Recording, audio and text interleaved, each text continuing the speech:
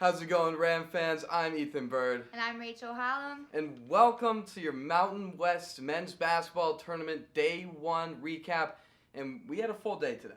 Absolutely. It was good to be back in good to be in the Thomas and Mack Center for the first time, finally getting there. I know, it would be way cooler with fans, but what was really cool tonight was all of the action. First game of the day, number 8 Wyoming versus number 9 San Jose State, and it was a historic day, a historic scoring day, to say the least. Wyoming knocked out San Jose State 111-80, and that 111 points, third most in tournament history. Yeah, and that 31-point victory is also now tied for the second largest victory margin in Mountain West tournament history. And funnily enough, the last time that this happened, that it is the one that they're tied with, was in 2019 against. It was Air Force against San Jose State again. Oof. Well, San Jose State has never really fared well in the tournament. They are now 0-7 in Mountain West tournament history. It's the San Jose State basketball program is pretty down bad, to say the least. But you know who wasn't? Graham Ike, the freshman from Wyoming, 32 points, a freshman record in the Mountain West tournament. Yeah, that was some incredible play by him. I mean, that is 32 points. That is absolutely ridiculous. It seemed like he was carrying that whole team on his back. But, I mean, you score 111 points in a college basketball game. There's obviously other people that are contributing to that. Yep. But, I mean, you can't let San Jose State score 80 points on you. No, and it was a great offensive day, but both teams kind of decided that defense wasn't the biggest priority tonight. But talk about Wyoming's offense a little bit more. 40 for 67 from the field, 59.7%. Yeah. You could win any game shooting like that. And speaking of their next game, number 1 San Diego State. Yeah, that's going to be a tough one for them. I don't think they're going to make it out of the second round. If you shoot 60%, you might have a chance, but San Diego State's defense would never let that happen. Absolutely not. Well, we'll just have to wait and see what happens in the Thomas and Mack Center tomorrow as they take on the number 1 seed for this tournament, San Diego State, as we said, in the quarterfinals tomorrow at noon. But let's move on to our second game of the day. We had number 7 UNLV versus number 10 Air Force, and UNLV came out on top 80-52. What came out of that game? Well, shooting again. This is going to become a bit of a trend for all of the winning teams.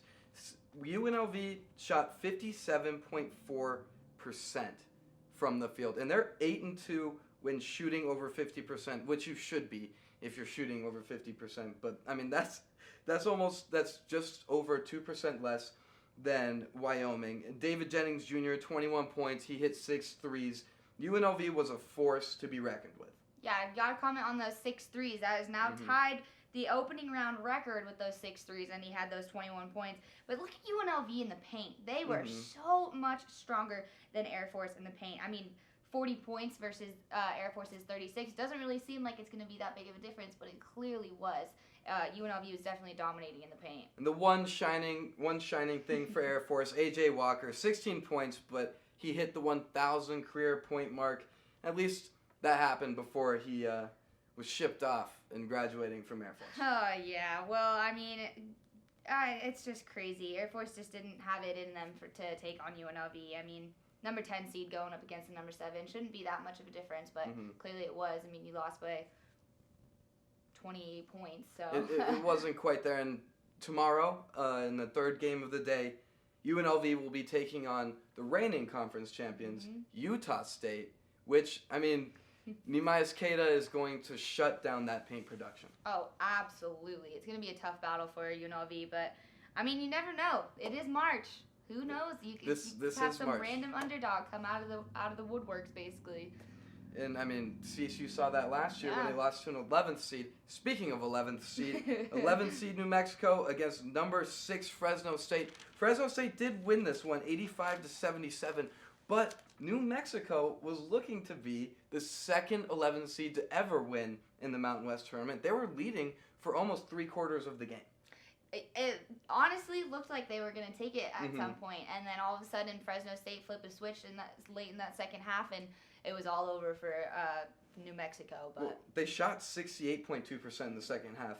The Bulldogs did, and their overall shooting percentage, 58.7%, 4-0 on the season when they do that. And that might just be the whole trend for this whole tournament. You shoot over 55%, you win the game.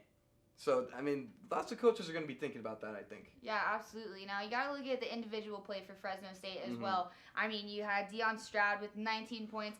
One of the coolest dunks I've seen from a college basketball player in a while as well. Yep. Nice 360 dunk to just top off the lead there. That was exciting. But also, they had two players get double-doubles tonight. Both Anthony Holland and Orlando Robinson. Anthony with 15 points and 10 rebounds. Orlando with 14 and 12 rebounds. I mean, just some great overall individual play from Fresno State. Well, and all 5 of their starters scored double-digit points, which is the only time this whole season they've had 5 players score double-digit points. But what can be learned from this win? You know, Fresno State is going to be facing CSU tomorrow in the final game of the day. But what can be learned by Nico Medved and the Rams is how New Mexico was winning when they were. They shut down Orlando Robinson, who is the best player on this Fresno State team. He didn't score once in the first half. It took him 5 minutes into the second half to get his first points, and they were on free throws. You shut down Orlando Robinson, and you rain it from 3.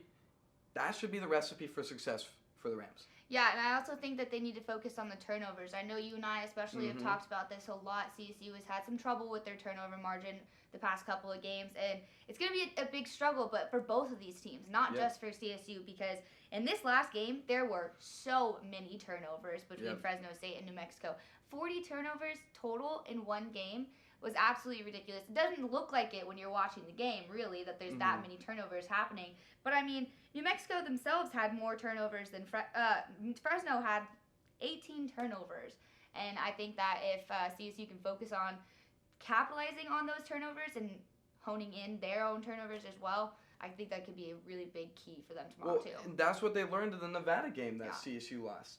All of those, 4 points, if 4 points could have been saved off of turnovers, CSU would have won that game. You protect the basketball, you win basketball games, and CSU will be in action tomorrow. We will be at the Thomas and Mack all day. Thank you for tuning in. This one's for the Night Owls. We're here late. Most of these will be for the Night Owls. Thank you for tuning in to our Day 1 recap.